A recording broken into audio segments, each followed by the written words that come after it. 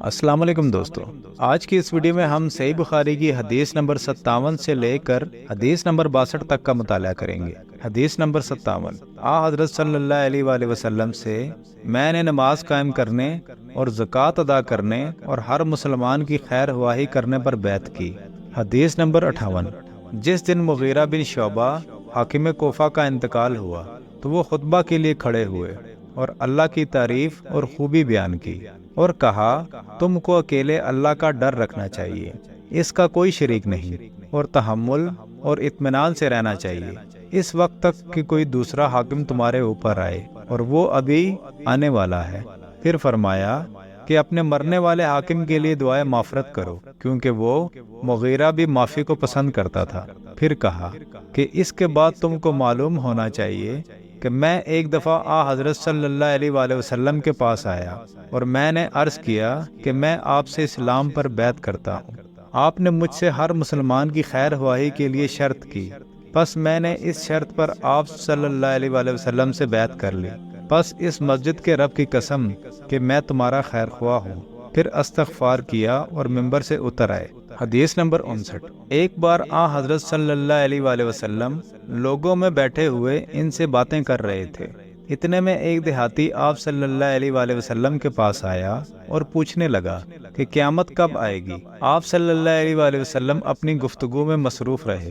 بعض لوگ جو مجلس میں تھے کہنے لگے کہ آپ صلی اللہ علیہ وآلہ وسلم نے دیہاتی کی بات سنی لیکن پسند نہیں کی، اور بعض کہنے لگے کہ نہیں، بلکہ آپ نے اس کی بات سنی ہی نہیں۔ جب آپ اپنی باتیں پوری کر چکے تو میں سمجھتا ہوں کہ آپ صلی اللہ علیہ وآلہ وسلم نے یوں فرمایا، وہ قیامت کے بارے میں پوچھنے والا کہاں گیا؟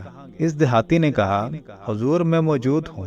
آپ نے فرمایا کہ جب امانت ایمانداری سے اٹھ جائے تو قیامت قائم ہونے کا انتظار کر۔ اس نے کہا، ایمانداری اٹھنے کا کیا مطلب ہے؟ آپ صلی اللہ علیہ وآلہ وسلم نے فرمایا کہ جب حکومت کے کاروبار نالائق لوگوں کو سونپ دیے جائیں تو قیامت کا انتظار کر۔ حدیث نمبر 60، ایک سفر میں جو ہم نے کیا تھا حضرت صلی اللہ علیہ وآلہ وسلم ہم سے پیچھے رہ گئے، اور آپ صلی اللہ علیہ وآلہ وسلم ہم سے اس وقت ملے جب عصر کی نماز کا وقت آن پہنچا تھا۔ ہم جلدی جلدی وضو کر رہے تھے، پس پاؤں کو خوب دھونے کے بدل ہم یوں ہی سا دھو رہے تھے۔ یہ حال دیکھ کر آپ صلی اللہ علیہ وآلہ وسلم نے بلند آواز سے پکارا، دیکھو ایڑیوں کی خرابی دوزخ سے ہونے والی ہے۔